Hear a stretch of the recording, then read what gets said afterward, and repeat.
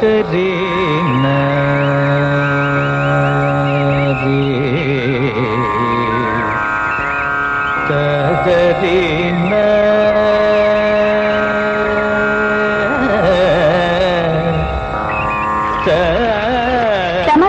வாங்க. வரதா இல்ல. இந்த குளத்துல கிடைக்கிற சுகம் ஹாஸ்டல்ல பிளாஸ்டிக் பாக்கெட்ல கிடைக்க மாடி. இன்னும் 2 மாசம் நான் இந்த குளத்திலேயே கிடக்க போறேன். அதுதான் நடக்காது. பங்கு பாகம் பிரிச்சு இந்த குளம் யார் பக்கம் போதோ தெரியல.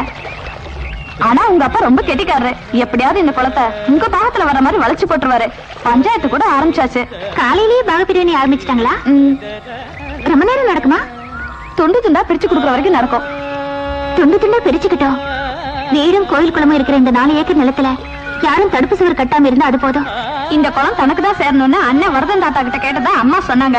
பஞ்சாயத்துல யாருக்கு எந்த பாகம் கிடைக்க போதோ சாயங்காலம் தான் தெரியும்.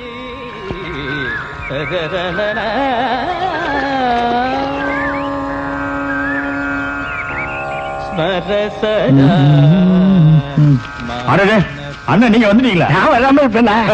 டேய் சுப்பா, பாய நல்லா தட்டி உதறி செவத்தோரா போடுறா. சாஞ்சி உட்கார்ந்து எல்லாரும். ஏங்க பாய போடுறீங்களே குத்தாதா? நல்லா பெரிய ஜமக்காலமா போடக்கூடாது. அது பண ஓலப்பாய் குத்தாது.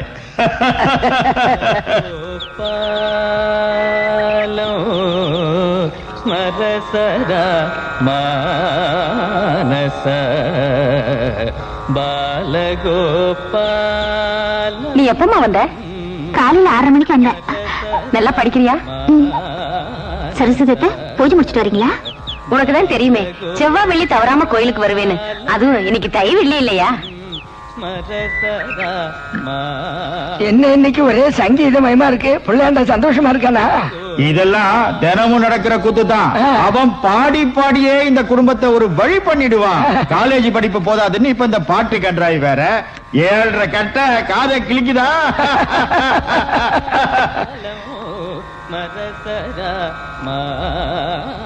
வாசல்ல யாரெல்லாம் வந்திருக்காங்கம்மா? சரஸ்வதி அத்தையை பார்த்தேன். பாஸ்கர் அண்ணா சித்தி எல்லாரும் வந்திருக்காங்க. வரதன் தாத்தாவும் வந்திருக்காரு. கிட்டத்தட்ட 40 பேர் இருப்பாங்க. அம்மா காபி காபி தானே? ஒரு குறையும் எனக்கு இல்லம்மா. உங்களால எனக்கு பெருமைதான், சந்தோஷம்.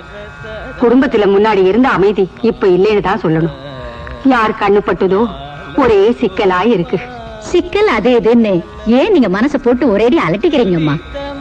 எல்லாம் நல்லபடியா நடக்கும். நாங்க இருக்கிறப்போ உங்களுக்கு எந்த கவலையும் வேண்டாம். அமைதியா இருங்க. நீங்க நல்லா இருக்கிறத என் கண்ணால பார்த்தா அது போதும். இந்த காபி ஒருத்தர் தொண்டைக்கிளி அங்க ரொம்ப நேரமா பாடிட்டு இருக்காரு. அவருக்கு கொண்டு போய் கொடுங்க. அப்படியானா ஒண்ணு செய், இந்த காப்பிய உன் கையாலேயே கொண்டு போய் கொடு. அவனு சந்தோஷப்பட்டுப்பான். என்னங்க விசேஷம்? உன்ன மாதிரி தானே நானும். எனக்கு என்ன தெரியும்?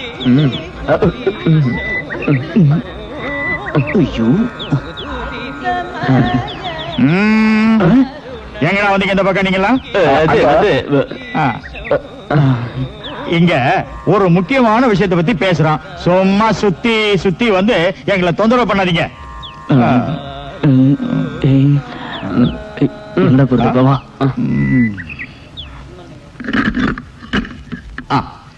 படபடம் தட்டும் போதே நினைச்சேன் அது நீயே தான் இருக்கும். நான் சாதகம் பண்ணும்போது உன்னை தவிர வேற யார் தொந்தரவு பண்ணுவாங்க? அட விஷயத்தை புரிஞ்சுக்காம கோவப்படாதீங்க. ஏதோ ரொம்ப நேரமா பாடிட்டு இருக்கீங்க, தொண்டை வறண்டு போயிட போகுதுன்னு பரிதாபப்பட்டு காஃபியை கொண்டு வந்தா வேற ரொம்ப தான் சலிச்சுக்கிறீங்க. ஃபில்டர் காஃபி தானே? இல்ல, கார்பன் காபி. பேசாம கொடுப்பீங்களா? ஒரு விஷயம் உங்ககிட்ட கேட்கணும்னு தான் நான் இப்ப இங்க வந்தேன். போன மாசம் 10ஆம் தேதி பேங்க் இன்டர்வியூக்கு வந்தீங்களே, எங்க காலேஜுக்கு வந்து என்ன பாக்கணும்னு தோணலையா? வருவீங்கன்னு காத்துட்டு இருந்தேன். உனக்கு என்ன?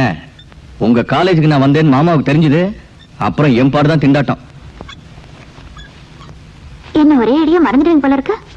உன்னையா மறக்க முடியுமா? என்னால சொல்லு. உங்க வேலைக்காக 1 லட்சம் ரூபாய் தயாரா இருக்கிறதா சாரதா சொன்னா. அந்த வேலை கிடைச்சிடும்ல? 1 லட்சம் ரூபாய்க்கு இந்த காலத்துல ஒரு பியூன் வேலை கூட கிடைக்காது. நம்ம தொகுதி எம்எல்ஏ கிட்ட சிபாரிசுக்கு போலான்னு பார்த்தா அவன் மலமுடி மகாதேவனா இருக்கான். ஒரு வேலைக்கு 5 லட்சம் ரூபாய் பணம் வேணுமா?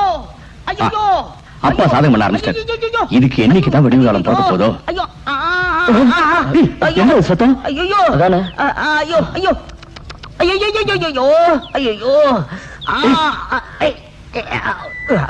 இந்த பக்கத்துல இருந்தா ஆபரேஷன் பண்ணி தொலைங்கன்னு சொன்னா கேட்காதானே? எனக்கு என்ன வந்து சேர்ந்தீங்களா?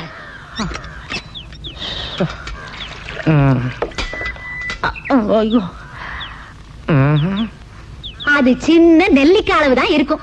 அத வெட்டி எரியணும்னு சொன்னா மனுஷன் கேட்க மாட்டேங்கிறாரு. விட்டா தேங்காய் அளவு ஆயி தேம்பி தேம்பி அழப்புறாரு. இடிமுடமா இருக்குமா? நீங்க எதுக்கு வந்தீங்க? பாலச்சந்திர பாக்கலான்னு. அதுக்கு இங்கே வந்தீங்க? இல்ல உங்க சத்தத்தை கேட்டு வந்தோம். பக்கத்து வீட்டுல இருக்கிறவங்களுக்கு கூட கேட்காத மாதிரி வாயில துண்டை வச்சு கடிச்சு வேதனை அடக்கிக்கிறது வழக்கம். இன்னைக்கு துண்டை எடுத்துட்டு வர மறந்துட்டேன். வாசப்பக்கம் பாகப்பிரிவினை பத்தி பேச்சுவார்த்தை நடக்குது. இந்த சொத்து எல்லாத்தையும் பங்கு போடுறதை விட்டுட்டு என் மூலவியாதி வேதனையை பங்கு போட்டுக்கிட்டாங்கன்னு வச்சுக்கோங்க, எனக்கு எவ்வளவோ நிம்மதியா இருக்கும். நான் அப்பவே நினைச்சேன் உள்மூலம் தான் வெளிமூலம் இல்லன்னு. எது இல்ல? அது வந்து அதேதான் ஐயா. பாத்தியா, நான் சொன்னதா சரி. ஐய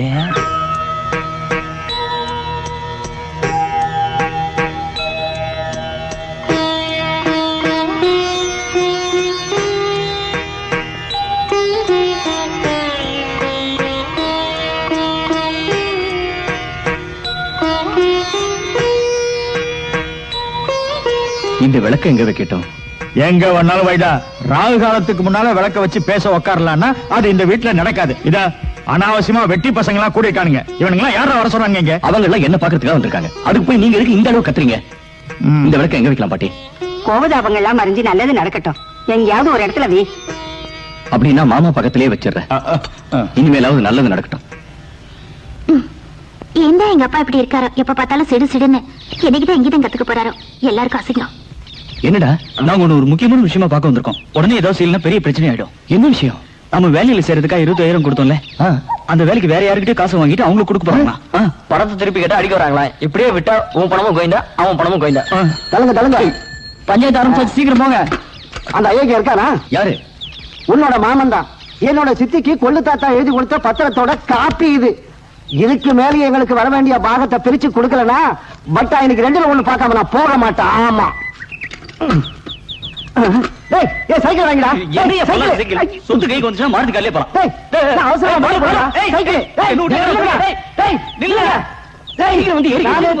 பிரச்சாரம் பண்ணி சைக்கிள் சின்னக்காரங்கிட்ட இதை ஓசில வாங்கினேன். மாமனை விட இவன் அயோக்கியனா இருக்காது. ராஸ்கல்.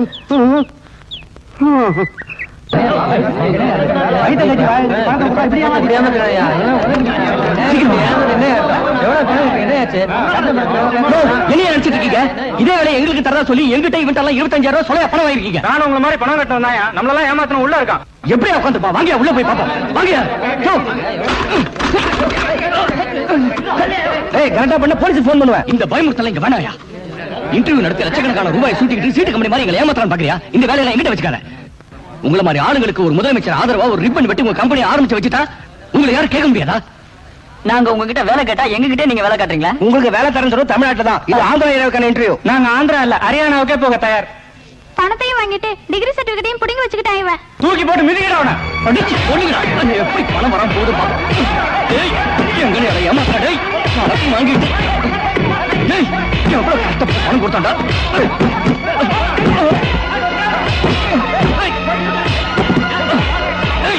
அடிங்கடா.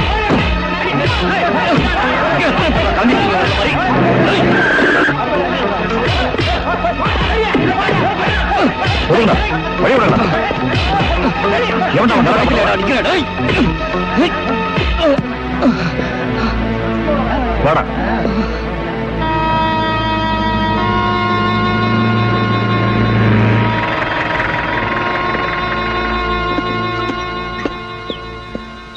ஏன்டா வேலைக்காக கண்டவங்க கிட்ட காசை கொடுத்துட்டு எங்க கழுத்தா இருக்கிறீங்க? பார்த்தா படிச்சவங்க மாதிரி இருக்கீங்க. அறிவியலடா உங்களுக்கு. இந்த மாதிரி செய்யறவங்களுக்கு எல்லாம் அரசியல்வாதிங்க சப்போர்ட் வேற இருக்கு. ஆக்ஷன் எடுக்கிறது கஷ்டம். சட்டத்துல இருக்கிற ஓட்டை வச்சு தப்பிச்சுக்கிறாங்க. உங்க பணத்தை வாங்கி கொடுக்க என்னால முயற்சியோட நான் செய்யறேன். யாருகிட்டயோ சொல்லி உனக்கு காலேஜ்ல வேலை வாங்கி தரேன்னு அந்த காலேஜ் கமிட்டில இருந்த முதலியார் சொல்லியிருந்தாரு. நீ உடனே அவரை போய் பார்க்க வேண்டியதானேப்பா? முதலியார் சாருக்கு கொடுக்க வேண்டிய பணத்தை இன்னும் நாங்க தரல. எங்க வீட்டு பாகப்பிரிவினை நடந்துட்டு இருக்கிறது உங்களுக்கு தெரியும் சித்தப்பா. அம்மாவோட சொத்துல இருந்து ஒரு சின்ன இடத்தை பிரிச்சு வித்தால முதலியார் சார் கொடுக்க வேண்டிய பணத்தை போல 2 மடங்கு கிடைக்கும். சீக்கிரம் சொத்து வித்து அவர் கடனை கொடுத்துரு. அதுக்கு பாகப்பிரிவினை நடக்கணும் இல்ல? பஞ்சாயத்து பேச ஆரம்பிச்சு மாசம் 6 ஆச்சு. பாண்டு பத்திரம் எல்லாத்தையும் எடுத்து வச்சு எல்லாம் ஒழுங்கா பேசினா தானே என்ன நடக்கும்னு எனக்கே தெரியல. நான் சொல்றத கொஞ்சம் கேக்குறீங்களா? ஐயோ கேட்க மாட்டீங்களா? கத்தி முடிங்க.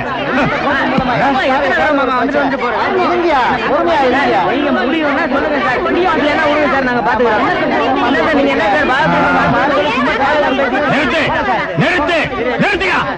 இது என்ன மீன் மார்க்கெட்டா? இந்த பாண்டு பத்திரத்தை எல்லாம் ஆதாரமா வச்சு பெரியவர் வரத முன்னாலே பஞ்சாயத்து பண்ண ஆரம்பிச்சு மாசம் 6 ஆயிடுச்சு. இந்த இடத்தை ஒழுங்கா பாகப்பிரிவினை செய்ய விட மாட்டீங்க போல இருக்க. பொறுமையா சிந்திச்சு தான் இதை செய்யணும். பொறுத்ததெல்லாம் போதும். இனிமே பஞ்சாயத்துக்கு நான் வர தயாரா இல்ல. இதோ ஆதாரம் என் கையில இருக்கு. சர்வே நம்பர் 10 பிரகாரம் குளத்துக்கிட்ட 50 சென்ட்டுக்கான விவரம் இந்த பத்திரத்துல இருக்கு. இது எனக்கு கிடைச்சே ஆகணும். என்ன எங்களுக்கு வர வேண்டிய சொத்துல ஒரு 1/4 சென்ட் குறைஞ்சா கூட நாங்க ஒத்துக்க மாட்டோம். ஆ. எங்களை ஏமாளின்னு யாரும் நினைக்க வேண்டாம்.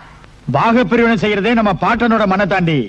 சொத்தை எல்லாம் இப்படி ஒரே அடியா சிக்கலா எழுதி வைங்கன்னு யாராவது பாட்டன் போய் சொன்னாங்களோ? சும்மா இரு, கூப்பாடு போடாத. எங்க பங்கை யாராவது அபகரிக்கணும்னு நினைச்சாங்கன்னா நாங்க சம்மதிக்க மாட்டோம்.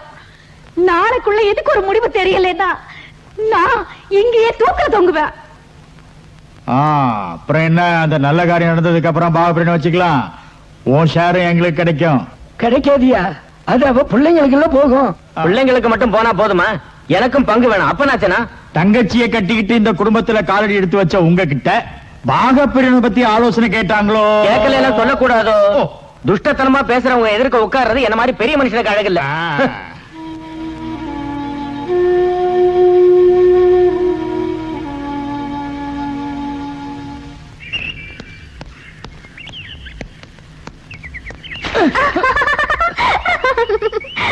இந்த திரைப்படத்தை நீ இப்படி முழுமையாக நடந்துக்கிறத கண்டு மகிழ உடனே டவுன்லோட் செய்யுங்கள் Raj digital TV OTT app. வருடத்திற்கு வெறும் 299 ரூபாய் மட்டும்.